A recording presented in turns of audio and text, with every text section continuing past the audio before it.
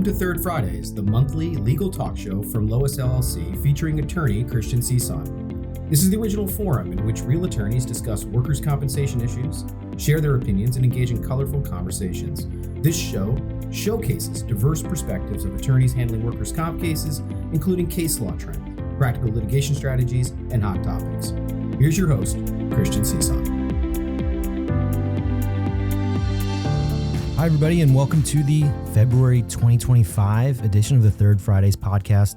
As you know, my name is Christian Seeson, and we've got a great show for you today. Last month, if you missed it, we had 3 of our 6 newest partners at the firm talking about, their journeys, their careers, what makes them special, and what they mean to the firm. So my thanks again to Connor Wetherington, Addison O'Donnell, and Misha Powell for joining the show. Anybody can listen to that wherever podcasts are downloaded.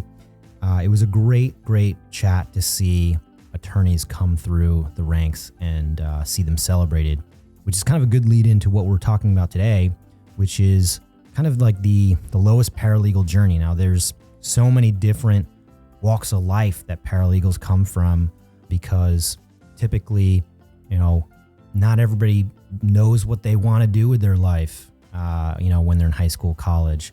And one of the more amazing journeys that we like seeing or we, just have the privilege of watching is a paralegal coming to the firm and also going through the process of getting to law school and all the hopes and dreams that are associated with that. So my welcome to the show is for Ryan Wallace. He's a current attorney at Lois Law Firm, just recently licensed. Welcome to the show, Ryan. Thank you for having me. And Derek Romberg, your first appearance on the Third Fridays podcast. Welcome. Yes, it's great to be here. Thanks for having me. So Ryan, let's start with you. What are we going to do when we introduce yourself to the world? You had a very interesting celebration here. We had you sworn in live at an all hands meeting at a Third Friday. So tell everybody a little bit about yourself, your background, and what should people know about you? So I started here at Lois in December 2022 as a paralegal. Before that, after college, I had a job as a project manager for a translation company, and that was a great job. I enjoyed the people I worked with tremendously, but I always wanted to work in the law. And fall of 2020, I started going to law school.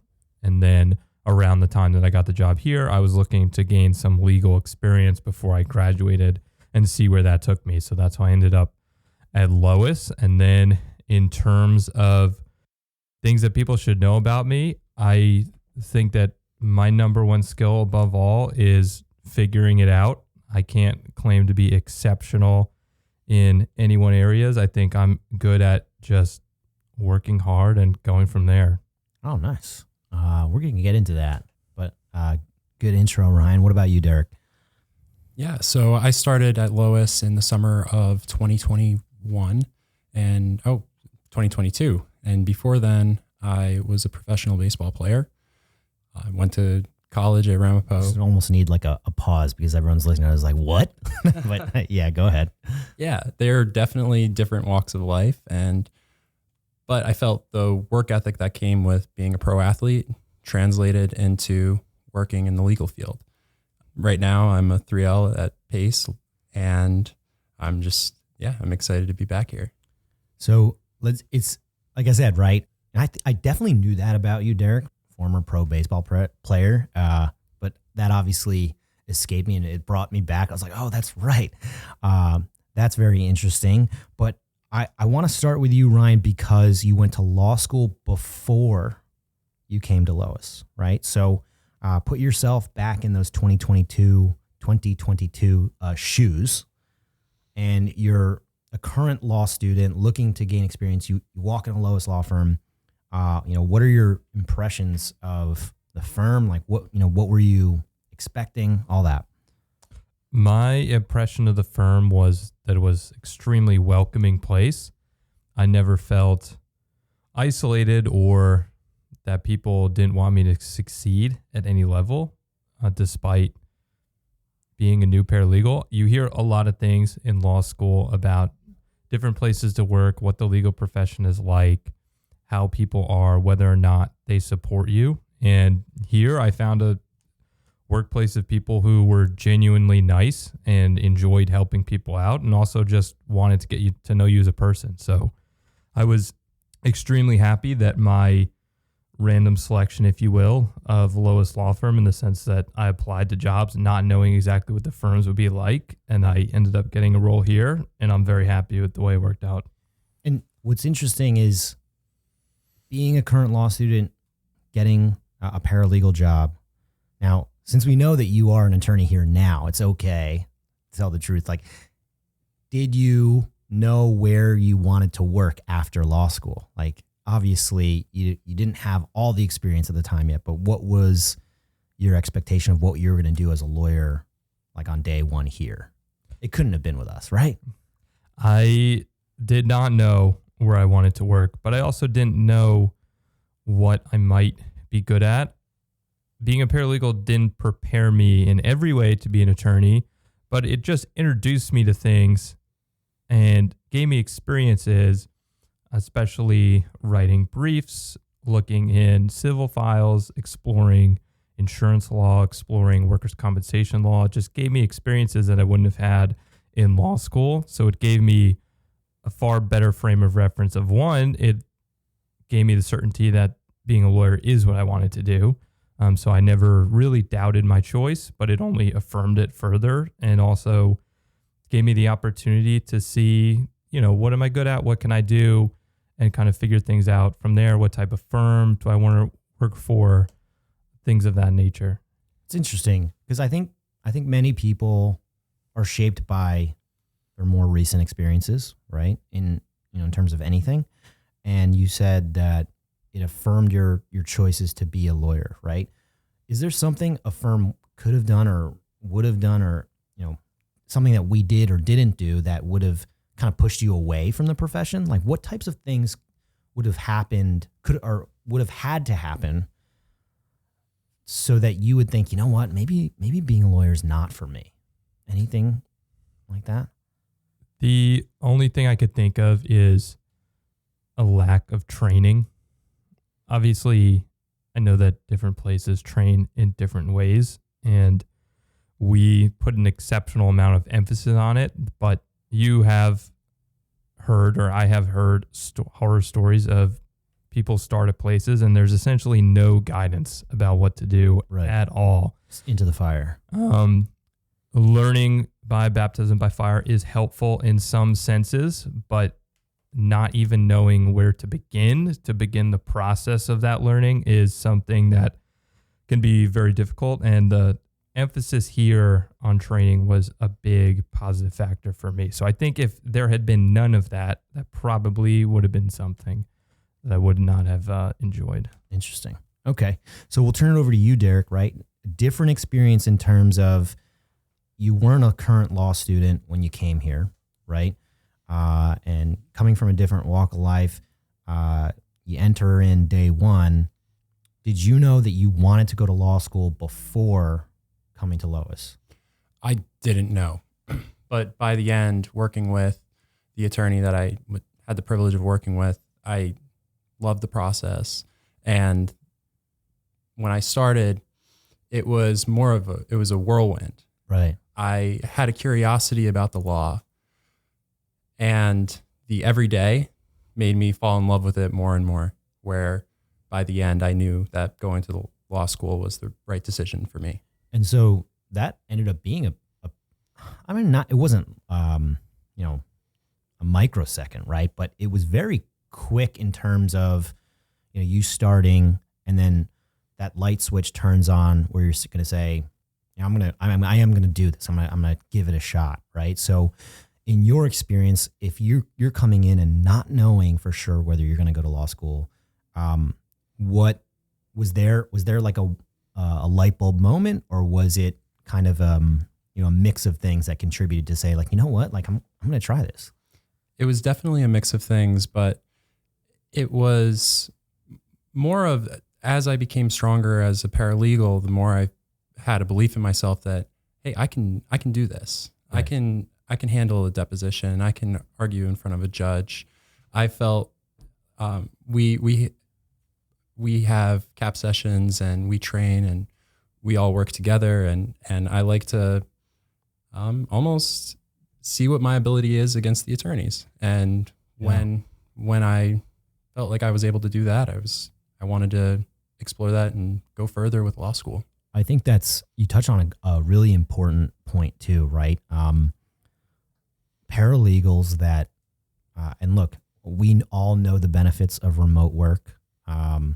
We participate in it from time to time with hybrid scheduling, flex scheduling, and our choices, right?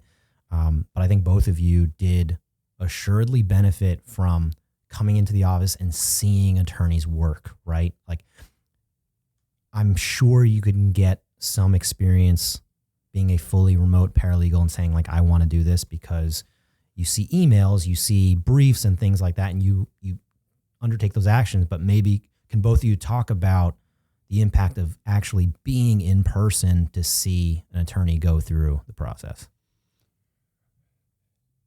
Yeah, I just remember how every single morning I would brief with the attorney, and just it would change the way I would approach the case and how I was approaching the documents and what I was looking for.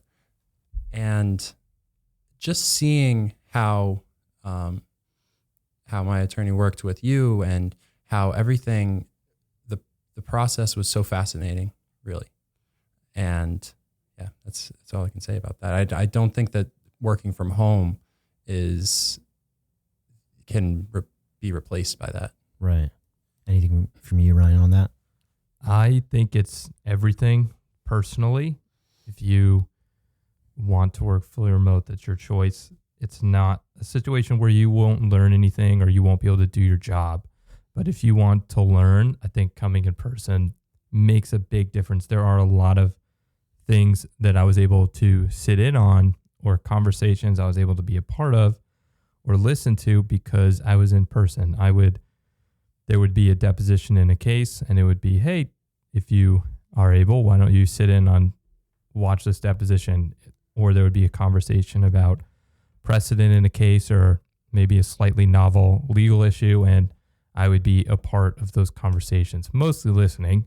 But I think it's extremely valuable to accumulate that over time, and you don't get it the same way that you do remote, because one, you're not there, so people aren't really going to include you, and it just needs to be more of a scheduled thing for you to participate in shadowings or conversations like that if you're not in person. And also you get to know more people if you're in person as well. And then so when people know your story and know what you want, though it might give you opportunities to learn different things or give you an example from a case that they wouldn't have done if you were remote, because they might not just know you as well, and they might not know what your journey is. So if learning is your goal, definitely being in person makes a big difference, in my opinion. Yeah, I think you guys both touch on like the conversations you have with people in the office, and sometimes it's not even about cases, right? Like you'll just talk about, I don't know, what you did over the weekend, right? And you know, Derek, you mentioned, like I would talk to people and I could figure out I could do this. Like Ryan, like it affirmed for you. And I think there are so many things that really go unsaid about like the Lois attorney. And I just don't know that any of them exist where they're not approachable, right? They're not like willing to have a conversation. Like there's no big timing, right? Like, I've worked with you guys directly in the past, currently, whatever. And, tell the world right now if I've ever said to you guys, like, something that made you feel like, oh, he's too much of a big shot, right? Like, I think we're all like normal people too. And that probably makes you feel the way that I felt when I started talking to Greg Lois, right? Like I would start to think that, he's so way above like where I could possibly be as a lawyer. You almost expect the big timing. And then when it doesn't happen, right, you form this bond and kinship with people for who they are, not necessarily as what they do. There's definitely a culture in the firm where attorneys do not see themselves above paralegals, and the paralegals feel that. I mean, the paralegals, we say, oh, I work with. They don't say I work for. Oh, good call. Yeah. And there's definitely an understood respect for the partners and for the attorney that you work with and to meet your deadlines. But this firm does not, or this firm has a great culture when it comes to the respect that everyone gets when you walk in the door. Yeah, I would agree with that. I personally think I appreciate paralegals more, especially my own paralegal, than when I was one by myself. Oh, right. Because I see how much it helps the attorneys and how I really probably would not be able to keep up with it all if it wasn't for the paralegal handling all the things that they handle. So I definitely think this was a good place that appreciates paralegals. And I felt that more being an attorney in the past month or so. And so you guys have had different experiences in law school, right? So Ryan, you were going to law school while working here. Derek, you felt that you were ready to take the step of just going to law school and focusing on law school. How did the experience you had here, maybe, it's different for you guys because you're doing it simultaneously, Ryan, versus, separate.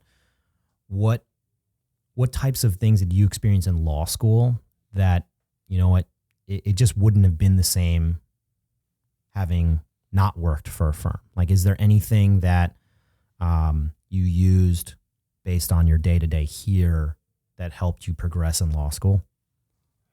I would say really the appreciation for the discovery phase in a case. Really, when you're a paralegal, that is mostly what you're doing. Oh, that's a good one. And then when you're in law school and you're reading cases and there's the facts, the procedural history, right? And when you read a case, you think, oh, wow, what led to this in the discovery phase? And yeah, that I felt like I almost had an upper hand on some of my classmates in law school because I worked in a law firm. Yeah, it's you almost picture yourself doing the discovery for the case that you're reading, whereas someone's reading it as if it's a novel almost. They're almost too much of an outsider and not having that experience to really think, oh, they did this because of that, right? That's really interesting. Yeah. I would say for me, it was filtering what information is important in a case.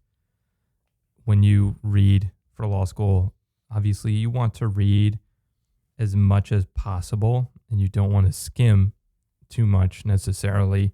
But when you're presenting that case to the professor, you're giving them a synopsis. And I felt a lot more comfortable doing that after working here and engaging in real cases and doing real legal research for another lawyer. I found that my presentation in class would be sharper because it just would be easier for me to flow through the information and deduct what is actually important. I remember during our CAP sessions, we all knew the cases so well, we could just talk about them from the top of our head. Right. And we would look each other in the eye when we talked about these cases. And when I got to law school, everybody's looking at their laptop or their notes when they're reciting a case. And I just felt when I would talk to the professor about a case, I would not look at my notes because it was just how I took in a case and how I wanted to prove that I knew it. Yeah, I think now that you guys both say that, I almost picture myself back in law school and doing a pretty poor job of that, right? I didn't have that firm experience. I had some, legal experience, but not in a bigger firm. And I do remember struggling with that, trying to synthesize all of that information, those Supreme Court opinions that are pages of pages and pages. And then here's a dissenting opinion and here's all these footnotes. And I was just like, how do you tell this story without, reading it over and over and over again? So that's a really great point, because I definitely struggled with that myself in law school, in terms of like the time and the prep. And, here I sit today, like without this process that we've all been through now, should I just go to law school now? Right? Do it over again? Because now I would be better, I guess. So, okay. So like you guys, feel that, I guess the synopsis, right? Like helps you in almost your verbal presentation, right? Because, I guess in theory you could go to law school to be,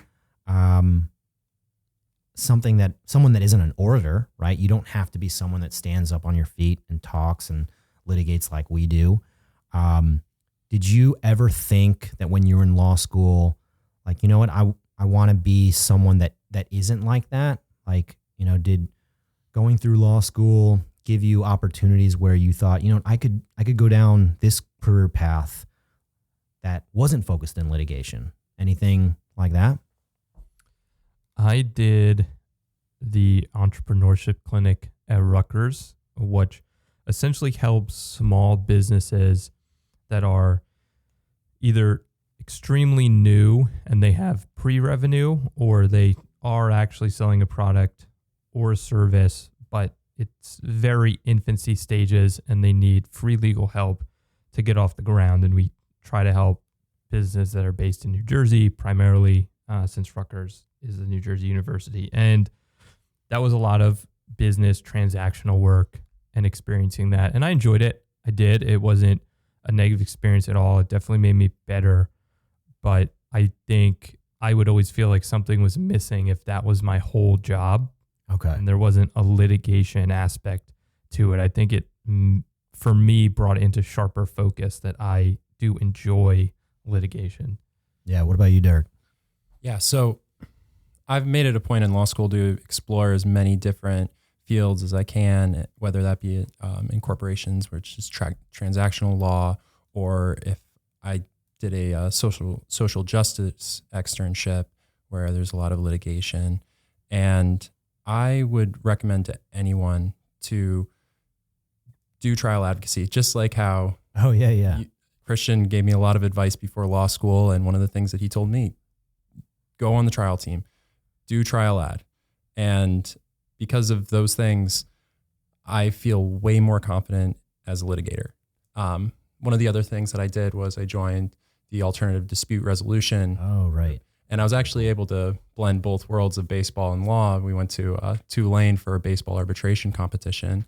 And so it's not just trial attorneys, but there's negotiations and mediation and arbitration. And that opens up a whole door for people who maybe feel a little restricted by the trial rules with, how do you speak to a judge and all of those things. That was something that I was so curious about. And after trial ad, I felt a lot better about it. That's the kind of the beauty of litigation, right? Like if you're unsure or maybe you think you like it, it'll tell you, right? The advocacy nature of standing up on your feet, you'll just either grow into that position or you'll decide that that's not for you. And not many types of things really give you that feeling, right? I can tell you my first job out of law school, I did no litigation and I couldn't even tell if law was it because of that. I went to business school after law school, right? And now the student loans I start thinking about them. Thankfully they're paid off. But I just didn't have any real takeaways from my first job to let me know that this was the right thing. And I was actually considering, I was labeling this firm as what law was, what a legal field was or what being an attorney was. And that's a great point. Just pushing yourself to be in that role will just give you answers. So that's a really great point. Now, you guys both mentioned things like discovery and analysis, synopsis, right? And, we do that every day. You guys are either no longer paralegals or on your way to not being a paralegal, right? I mean, what do you guys take out of, memories here of being a paralegal that, there are paralegals probably in our office that are going to be listening to this. People who want to be a paralegal is going to be listening to this, and all our clients thinking about what the paralegal life is. Do you have any fun stories or memories of, cases you worked on, anything that kind of sticks out? Well, the case that I thought of was from my first week, and I was still learning. We gave you a doozy in the first week. No, I don't know. I don't know what happened, but I was reading medical, documents, and I noticed that the claimant had mentioned different injuries, and because it was my first week, I was really surprised, and I didn't think it seemed normal, and so I brought it to Alicia White, who was the only person who I really kind of knew because she was helping training, and she dove deeper into the case, and she was like, "Derek, you found fraud," and I was like, "I did? I really didn't know I did that," but Alicia did.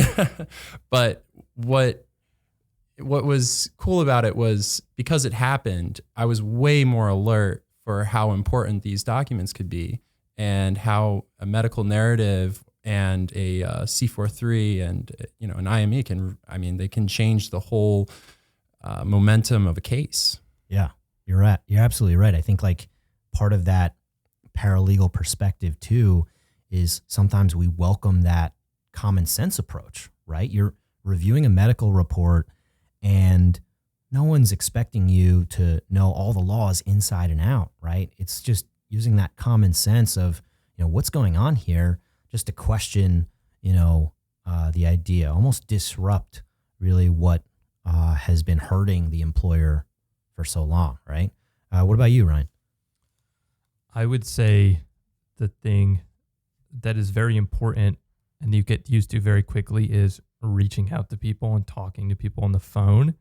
The craziest instance I had was when we were reaching out to an owner of a third-party business where the worker had supposedly been hurt, supposedly due to intentional tort actions of people on the premises. And the call went south very quickly when we were asking for their insurance information. We were just asking, do you have an insurance policy and what would that information be? And it got very aggressive very quickly because they did not appreciate it. And then they went into a tirade basically about their entire life and they're a member of the community. And it got pretty out of hand quickly, but you get used to very quickly people not wanting you to communicate with them and reach out. This is rare, but I would say if 10% of the time people react negatively to you communicating with them, given how many people paralegal communicates with and how many cases that they have to reach out to people on, that's a lot of phone calls that may not be pleasant. So I'm no longer really fazed when people aren't super enthusiastic to talk to me on the phone. I just kind of think about what I'm there for and get out and give them their day back. So I think that was the craziest instance I had. And I'm sure if you're a paralegal, you're going to get used to that pretty quickly. Are you okay with telling people that you're going to have to talk on the phone? A lot of people don't like that. Yeah, no, I'm okay with that. I don't mind talking to people on the phone. You definitely want to make sure that you keep it brief as possible. You can't always be in and out, but you definitely don't want to have people feel like they're wasting their time because they're just more sensitive about it in a way that a longer email they wouldn't be.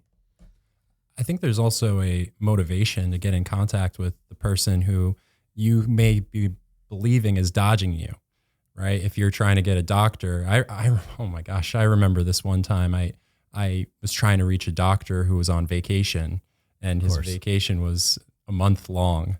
Yeah. And I was going back and forth with his office, back and forth, and it became like a game for me where I was like, I will get this I will get this doctor on the calendar. I don't care what it takes. I will remember him. And I see that now with a lot of the paralegals in the firm where it's, oh, I couldn't get this one doctor on the phone, but I'm going to get them. I'm going to, there's a motivation there. Right.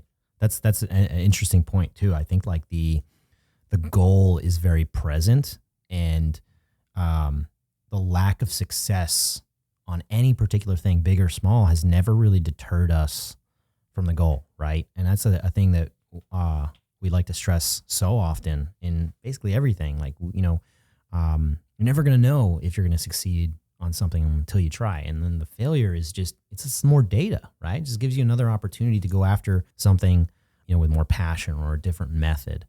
Great stuff. So let's work to close it up, guys. You know that people that in the firm that are paralegals, staff, that they have probably been in a position where they've either thought about law school, or maybe they just have no idea, or maybe they've already decided it's not for them. So you've been through it.